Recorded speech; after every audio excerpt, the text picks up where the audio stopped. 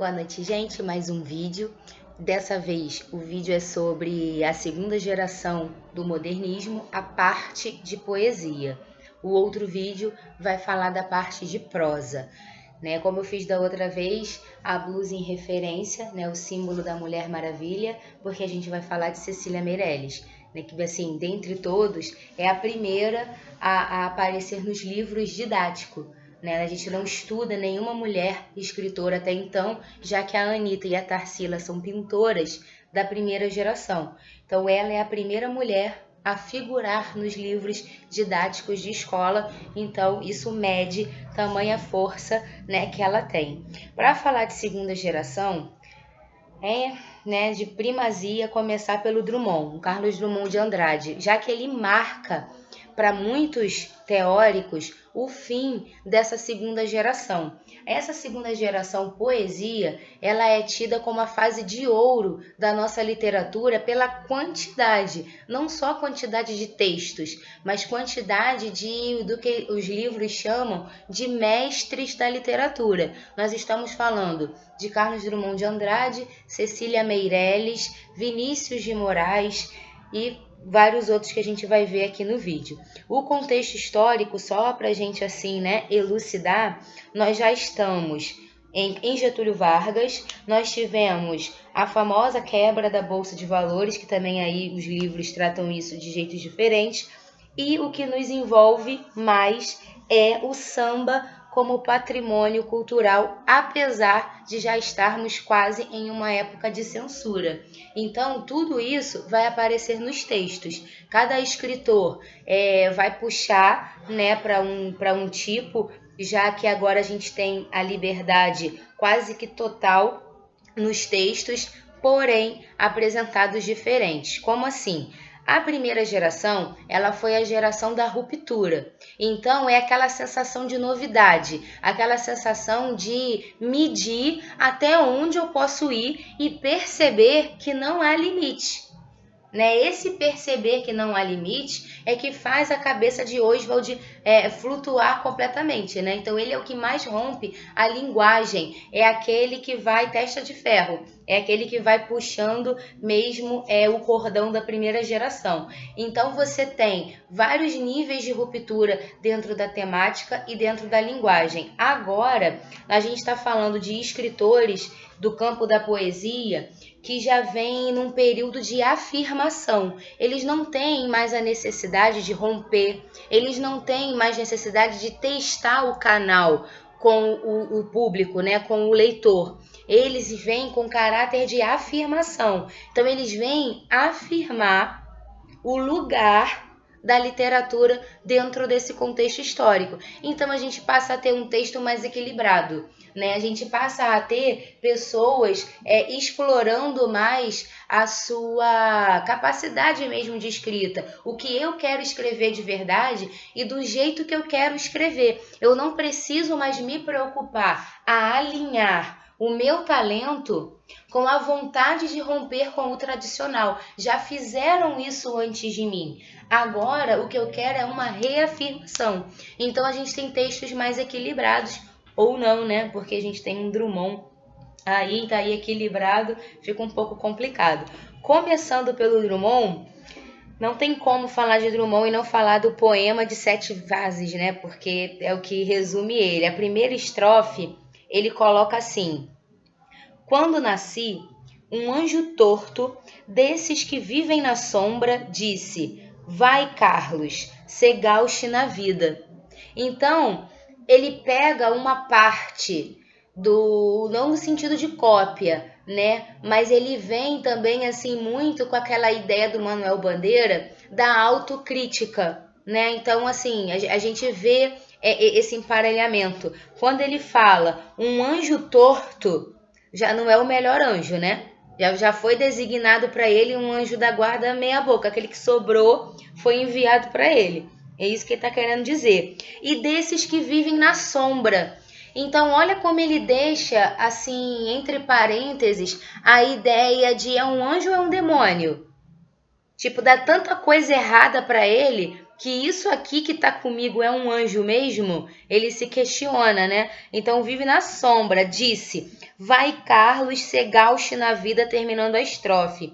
Gauche tem o sentido de esquerda, né, no sentido de torto. Então, para ele não repetir a mesma palavra torto que ele usou no primeiro verso, ele substitui por gauche, que tem esse significado de torto. Então, um anjo torto fala para o Carlos que ele vai ser torto na vida, né, de um torto para outro torto. Então, ele deixa claro que desde o início daria errado. E faz a gente lembrar do Augusto dos Anjos mais atrás ainda do que o Manuel Bandeira, quando ele fala que ele era perseguido pelos signos, né, que ele não teria aí um destino bom, porque os signos já teriam traçado isso para ele. Então, olha como agora a gente está vivendo o período mesmo da consequência, né? Toda a nossa tradição, toda a nossa história literária, ela culmina agora nesse momento moderno que é atual para a gente.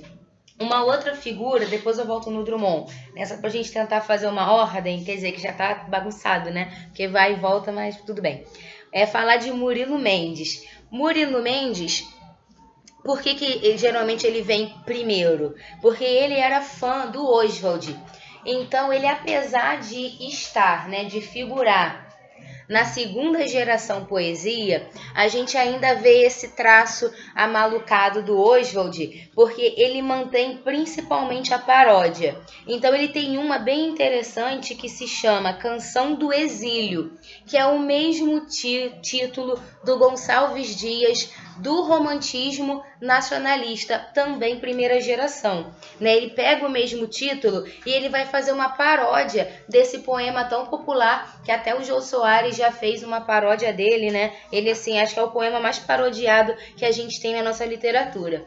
E ele vai falar o seguinte: minha terra tem macieiras da Califórnia, onde cantam gaturamos de Veneza. Os poetas da minha terra são pretos que vivem em torres de ametistas. Os sargentos do exército são monistas, cubistas. Os filósofos são polacos vendendo prestações. A gente não pode dormir com os oradores e os pernilongos. Os sururus em família têm por testemunha Gioconda. Eu morro sufocado em terra estrangeira. Nossas flores são mais bonitas, nossas frutas mais gostosas, mas custam 100 mil réis a dúzia.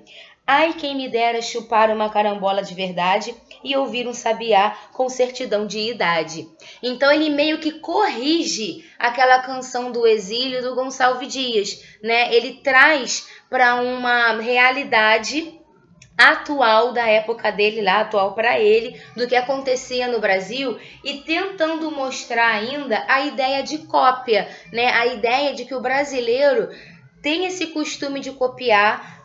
Quando ele fala macieiras da Califórnia, gaturanos de Veneza, quanta coisa que a gente puxa de fora e introduz em nosso cenário. Então ele ainda está mostrando isso, né, da nossa cultura bem parecida com a primeira geração que tinha a ideia de romper. Um outro exemplo de poema que ele tem o título Poema Barroco. Barroco também é outro estilo literário, então que ele vem com essa proposta de título, só para a gente observar, né, essa ideia dele de remontar coisas do passado. Ele se aproxima muito do surrealismo nos textos dele também. O Jorge de Lima, ele não é muito conhecido. A Cecília Meirelles bem mais, Mário Quintana e Drummond. Mas eu particularmente gosto muito dele porque ele é diferente nessa época dos outros, né? Ele vai ter dois tipos de escrita. Ele vai ter uma primeira fortemente ligado ao parnasiano. Então, assim, penso eu que torceram bastante o nariz para ele, porque a primeira geração veio principalmente tentando romper com o tradicionalismo dos parnasianos, aí chega ele com essa ideia, né, de remontar o parnasiano, porém já não se tem mais condições de usar aquela temática. Então, é trazer um parnasiano muito mais na forma do que na temática. Mas a segunda fase dele, especialmente, é interessante porque ele, como a maioria dessa época, aristocrático, né? É isso? Aristocrata. tá? Aristocrata, ele era filho de um senhor de engenho, que a gente tem até um livro agora em prosa do próximo vídeo que vai falar disso, o senhor de engenho, né? Aliás, senhor nada, menino do engenho. E ele é como filho de um senhor de engenho, ele vai nessa segunda fase dele construir vários poemas se referindo a essa época, né? Então, nesse ponto, ele vai trazer muito a temática da volta às origens, né, da ideia da infância dele nesse engenho e também muito da cultura nordestina, né, porque ele era de Alagoas, então ele vai trazer muito, e afro-brasileiros, trazendo religiosidade, trazendo uma crítica, trazendo um mostrar o que acontece de verdade, né? E esse que eu vou ler, o Essa Negra Fulô, ele meio que casa essas duas coisas, né? Porque ele vai juntar a ideia de uma negra num engenho, o que acontece com ela. Então, assim, essa característica de retrato do Brasil. A negra, que não necessariamente veio como escrava, mas filha de alguém que ficou por aqui e, apesar de livre, ela escolhe ficar porque não tinha condições de sair. Então, você tem todas as características ainda da escravidão sem ser escravidão. Então, é aquele famoso não pode que pode, né? As pessoas faziam ainda sem poder. Então, ele vai falar assim: Essa Negra Fulô é o nome do texto do Jorge de Lima. Ora, se deu que chegou, isso já faz muito tempo, no banguê do meu avô, uma negra bonitinha, chamada Negra Fulô. Essa negra fulô, ó fulô, era a fala da sinhá. Vai forrar a minha cama, pentear os meus cabelos, vem ajudar a tirar a minha roupa, fulô. Essa negra fulô, essa negrinha fulô, ficou logo para mucama, para vigiar a sinhá, para engomar pro senhor. Essa negra fulô, e ele vai continuar. Então aqui é o que fica bem impactante, né? Por ela ser bonitinha, ela ficou para mucama, mas não mucama da casa, a mucama do senhor do engenho, né? Como se fosse uma aia do senhor, para usos, né, dele aí, que a gente pode interpretar. Ele ainda tem uma terceira fase, particularmente não conheço nenhum trecho para poder citar aqui, que ele vai fazer a valorização do mundo do misticismo. Como a gente está bem próximo do pós-modernismo, a gente tem isso, né? Aquela coisa de ET, de ter sido, como é que é o nome? Abduzido. A gente começa a ter essa temática dentro do cenário também. É aquele famoso pode tudo na arte, pode tudo na literatura.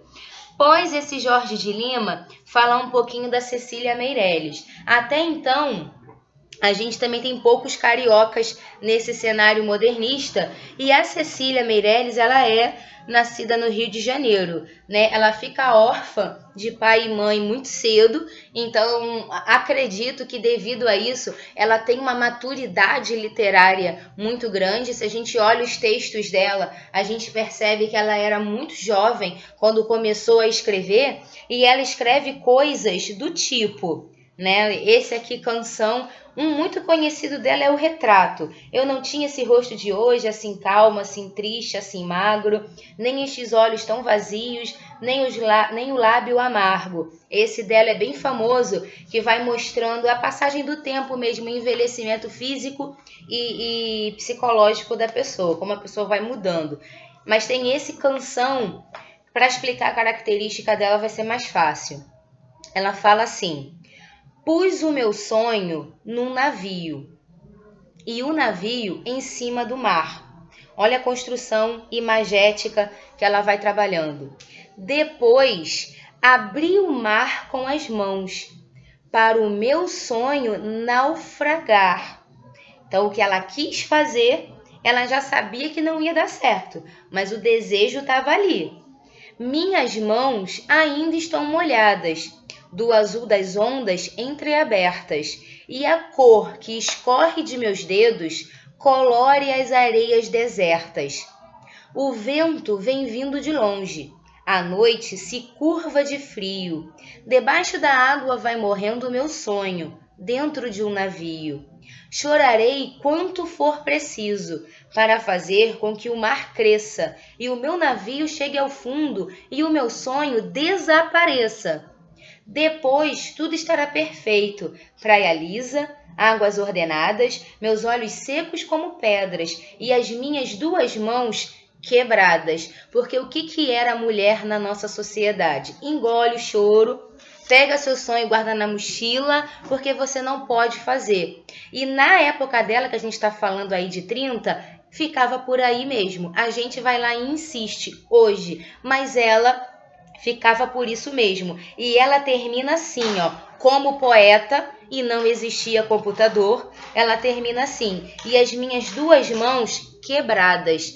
Ou seja, como mulher, poetisa, com a vontade de sair para trabalhar, escrever para o mundo, a pessoa diz que ela não pode, ela teve que acatar, não é que ela quis. Mas as mãos dela foram quebradas, porque ela sabe que nasceu para isso. Ela sabe que nasceu para ser poeta, né? Esse é o intuito, a necessidade, o sopro de vida que ela tem. Então ela faz esse relato em relação ao sonho. Esse último verso, né, com a metáfora das mãos quebradas, é que faz a gente entender que é o ato de escrever mesmo, né? Então, assim, toda essa maturidade dela nos poemas vem dessa geração, de todo esse contexto histórico, de toda essa vivência dela, e ela é tida como uma neossimbólica, né? Nessa época se chamava de neossimbolista festa, né? Por quê? Parece muito com o simbolismo, mas a gente já vê que a temática é completamente diferente.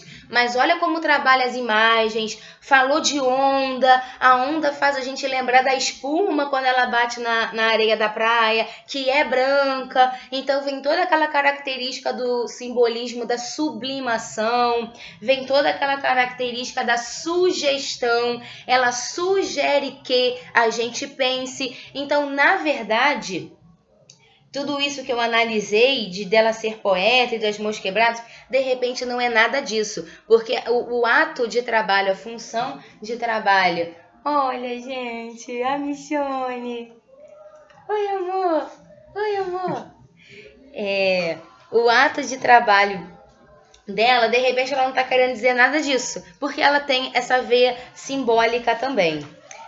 Né? O Mário Quintana, que é esse chuchu, quando você vê qualquer imagenzinha, fotinho dele, é aquele vovozinho que a gente quer adotar, né? Lembrando que ele morreu sozinho, né?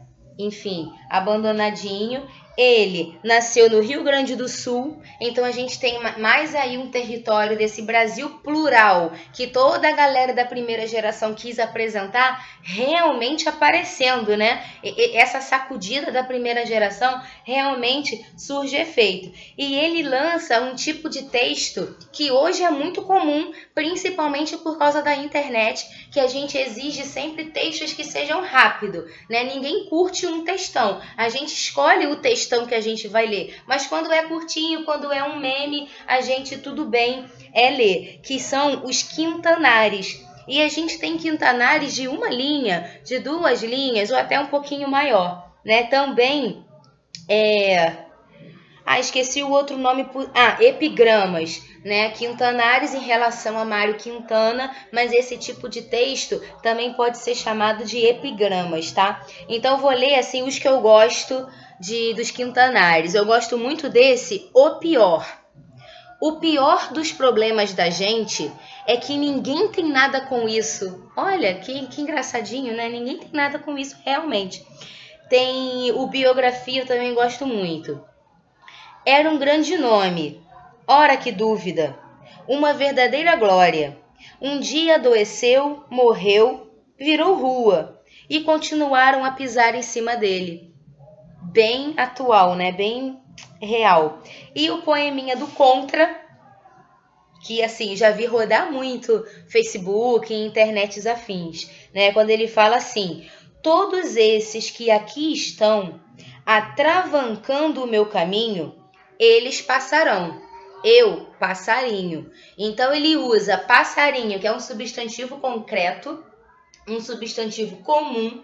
Ele inverte nesse texto para um verbo, né, e passarão, e um diminutivo de verbo que é impossível de se fazer, né? Verbo não é uma classe gramatical que possa fazer esse tipo de flexão, mas aí ele usa e fica com uma dupla conotação, né? Porque aí passarinho de passarinho mesmo, passarinho de passar devagar, passar de mansinho, e o passar no sentido de ficar, que é o que eu acredito que seja a melhor análise, né? Todo mundo que tá aí falando muito, aparecendo na mídia, esse vai passar. Ele que foi devagarinho e que morreu desconhecido, que eu abri falando dele, né, dando essa informação de que ele morreu sozinho, abandonado, coitado. Ele, passarinho, nós estamos hoje em 2019 lendo um texto dele, então ele, passarinho. E de repente quem apareceu muito na época dele, a gente não faz nem ideia, né, de para quem é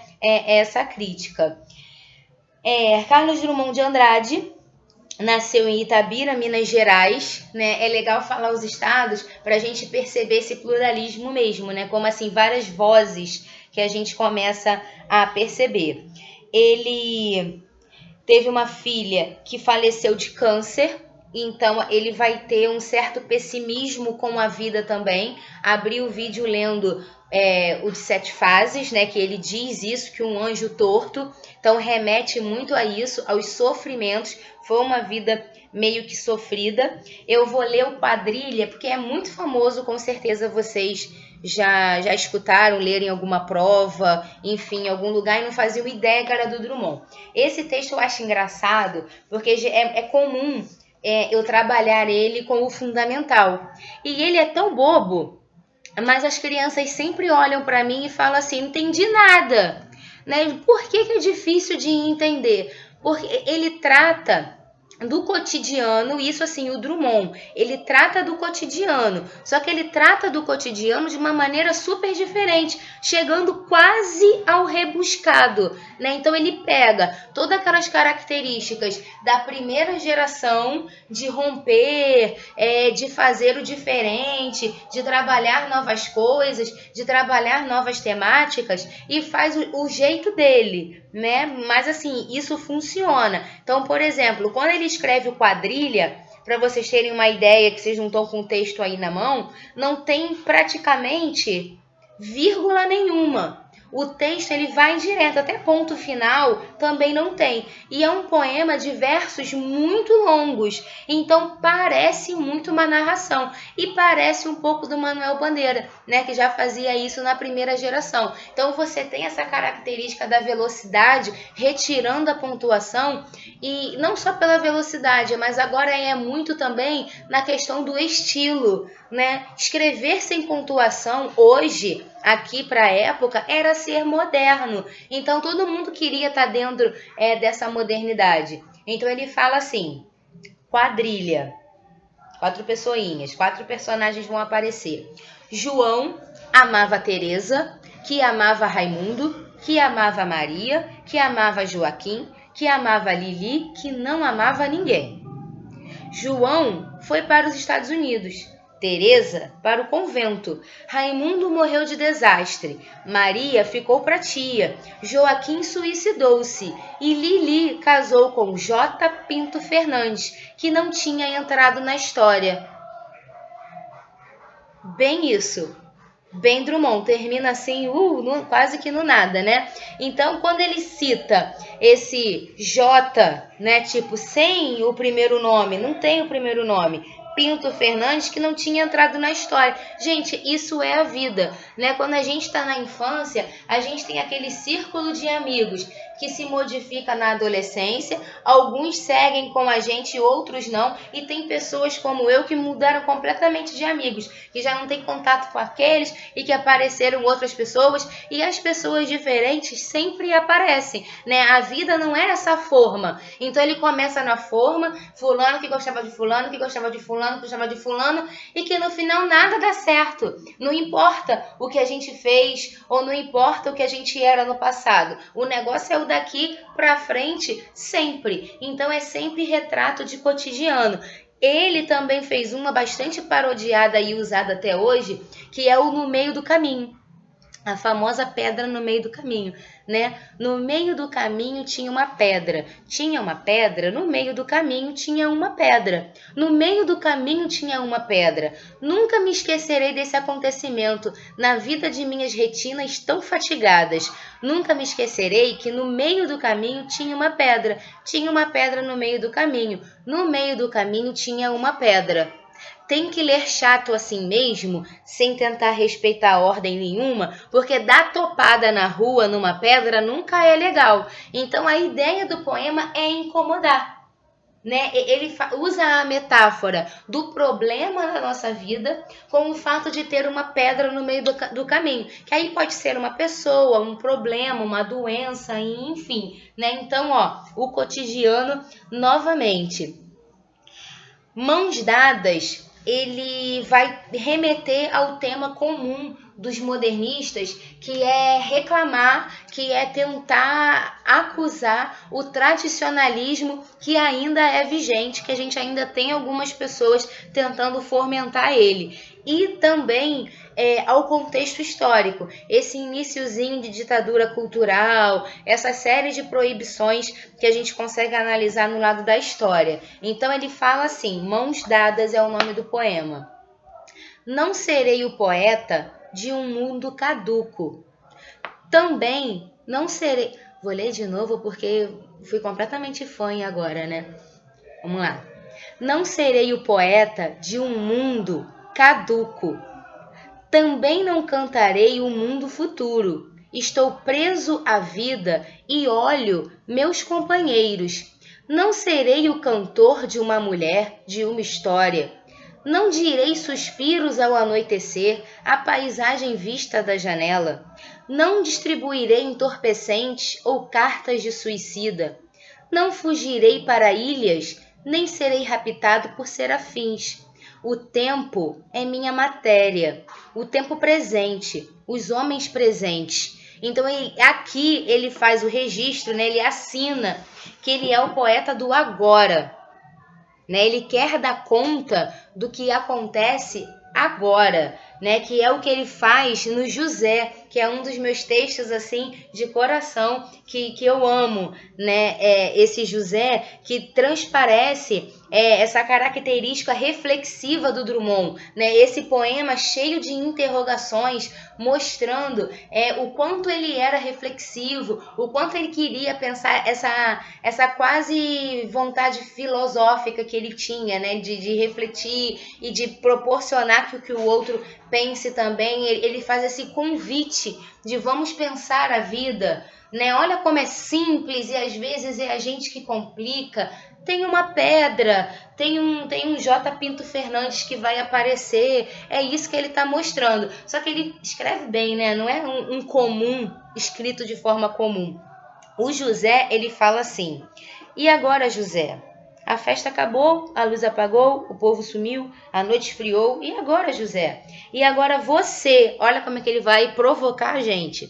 Você que é sem nome, que zomba dos outros, você que faz versos, que ama, protesta. E agora, José?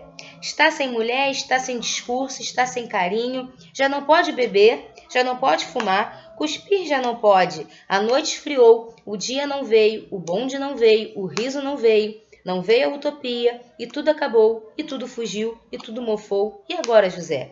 E agora, José? Sua doce palavra, seu instante de febre, sua agulha de jejum, sua biblioteca, sua lavra de ouro, seu terno de vidro, sua incoerência, seu ódio. E agora?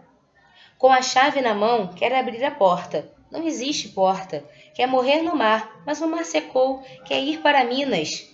Ele era de Minas. Minas não há mais. José, e agora?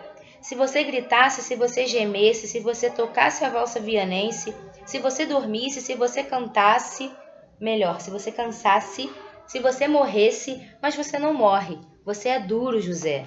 Sozinho no escuro com o bicho do mato, sem teogonia, sem parede nua para se encostar, sem cavalo preto que fuja a galope, você marcha, José. José para onde? Né? A gente, para onde que a gente está marchando? Para onde que a gente está indo? Que vida é essa que a gente só pensa no amanhã e no depois e o agora? né? E agora, José? Não é aquele e agora de meu Deus, o que fazer? Mas é e agora, José? E o hoje? Tá dando conta do que tá acontecendo hoje? Tá pensando na comida para fazer amanhã? O que vai comprar? O que vai fazer? E o agora? Né? Então ele tem essa preocupação com o agora.